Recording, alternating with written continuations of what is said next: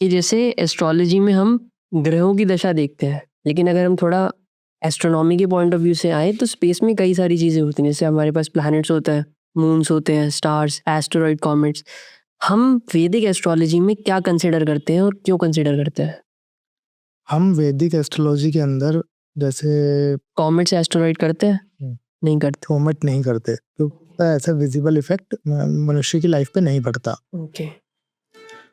Moon से ना satellites को हम करते हैं ना, ओके। लेकिन कई चीजें ऐसी हैं जैसे हमें नवग्रहों के बारे में पता है। ये लगभग जनरली सबको पता है कि सूर्य, चंद्र, मंगल, बुध, बृहस्पति, शुक्र और शनि ये 7 ग्रह हैं। हाँ। और 2 जो है नॉन बॉडी ग्रह हैं, वो राहु केतु। अच्छा, उन्होंने राहु केतु कंसिडर किया, राहु नेपच्यून केतु यूरेनस नहीं थे इसमें। नहीं, राहु केतु क्या है बेसिकली, वो ग्रह नहीं है, वो इमेजिनरी पॉइंट्स हैं, मून के नोड है।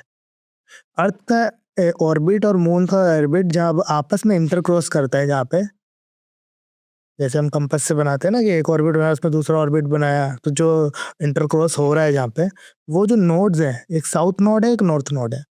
ओके, किसकी ऑर्बिट में? मून के ऑर्बिट में। मून की ऑर्बिट। मून जब अर्थ के ऑर्बिट को क्रॉस करता है तो दोनों में जहाँ पे इंटरसेक्शन होता है वो एरिया एक साउथ नोड है, एक नॉर्थ नोड है। इसलिए राहु केतु सबसे क्लोजेस्ट होने के कारण सबसे ज्यादा इम्पैक्ट मनुष्य की लाइफ में डालते हैं। ओके, लेकिन हम राहु केतु को प्लैनेट कंसिडर नहीं करते। वो प्लैनेट, वो इमेजिनरी पॉइंट है। और इसी तरह कई सारे इमेजिनरी पॉइंट है जिन्हें अप्रकाश ग्रह कहा जाता है। प्रकाश ग्रह? अप्रकाश ग्रह अप्रकाश ग्रह यानी कि नॉन ल्यूमिनस बॉडीज। ये जो ग्रह शब्द है, ग्रह का अर्थ प्लैनेट नहीं है जो बॉडी हमें दिखाई दे रही है। ग्रह का अर्थ है ग्रसित करने वाला, जो आपको ग्रसित यानी जो आपको पकड़ रहा है, ग्रेविटी, जो आपकी किसी भी थॉट को आपको किसी भी तरह से ना कंट्रोल कर रहा है, वो ग्रह है। ग्रेविटी कहा जा सकता है कि खींच रही एक तरीके से। जैसे ग्रेविटी आपको खींच रही है, इसी तरह आपको ये अलग अलग प्लैनेट अपने अपने थॉट्स प्रोसेस के द्वारा पकड़ रहे हैं, तो वो ग्रसित कर रहे हैं आपको। और इसके अलावा प्रकाश ग्रह की जो हम बात कर रहे हैं, तो इमेजिनरी पॉइंट है वो कैलकुलेशन के हिसाब से बहुत सारे होते हैं।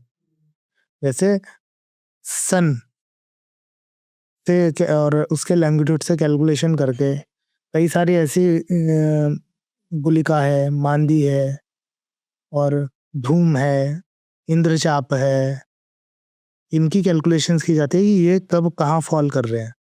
ये इमेजिनरी पॉइंट है। मानो आपका सन का एक लॉन्गिट्यूड है, उसके हिसाब से उन्होंने कैलकुलेशन करी और उसके हिसाब से ठीक है ये वाला ना इस साइन में फॉल कर रहा है, तो वो साइन एफ्लिक्टेड हो जाता है उससे, उसका अपना अपना इफेक्ट है। ओके। जैसे किसी के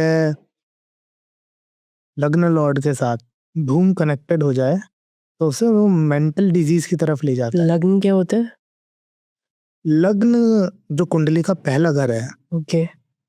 जैसे एरीज जो फर्स्ट साइन है, ऐसे लग्न क्या है, लग्न ईस्टर्न होरिजोन है। क्योंकि हमने क्या बात की थी कि एरीज में सूर्य उच्च का होता है। बिल्कुल। वो सबके लिए बात है, वो काल पुरुष है। लेकिन जब आप नेटिव की बात कर रहे हो तब आप उसमें लग्न की बात कर रहे हो, तो ईस्ट से सबसे पहली सनलाइट आती है। करेक्ट। तो उन्होंने कहा सर्वात्मान च दिवाकरो, तो जो दिवाकर है, जो सूर्य है, वो सब जीवों की आत्मा है। तो आपकी आत्मा कहाँ से आई? वो लगन से आई। तो वो लग्न में ईस्टर्न होरिजोन में आपके बर्थ के टाइम पे जो भी साइन राइज कर रहा होता है, वो प्लेनेट, उसका जो लॉर्ड जो प्लेनेट बनता है वो आपका लग्न लॉर्ड बनता है। अगर उससे धूम कनेक्टेड हो जाए तो वो आपको मेंटल डिजीज होता है। धूम क्या? धूम कोई बॉडी नहीं है, धूम कोई ग्रह नहीं है। ओके। धूम एक इमेजिनरी पॉइंट है जो कैलकुलेशन के द्वारा निकाला जाता है कि ये यहाँ पे इस साइन में है। ओके, ठीक है। क्या ये कहा जा सकता है कि उस टाइम पे कोई टेलीस्कोप वगैरह नहीं थे, तो वो जो दूर के जो 3 प्लैनेट्स है इसलिए उन्हें छोड़ दिया गया, वरना वो भी वैदिक एस्ट्रोलॉजी का पार्ट होते हैं? आप ये तो ऐसे कितने सारी चीजें हैं कि जो दिखाई नहीं दे रही है। राहु का तो दिखाई नहीं देते। करेक्ट। मतलब उससे प्रिसीजन पर कोई फर्क पड़ता है अगर वो पार्ट होते तो? नहीं, कोई फर्क नहीं पड़ता। देखो हर चीज का ना एक मेथड होता है ना, सबके रिजल्ट लेने के अलग अलग मेथड्स हैं। जैसे अगर मैं वैदिक एस्ट्रोलॉजी की बात करूँ, वैदिक में ही इस समय एक जो ब्रांच चल रही है उसे कृष्णमूर्ति पद्धति केपी एस्ट्रोलॉजी कहते हैं। ये एस्ट्रोलॉजी के अंदर हाँ, वो कोऑर्डिनेट्स की बात करती है। तो उसके अंदर क्या है, वर्ग कुंडलियां नहीं है, उसके अंदर का अलग पैटर्न है।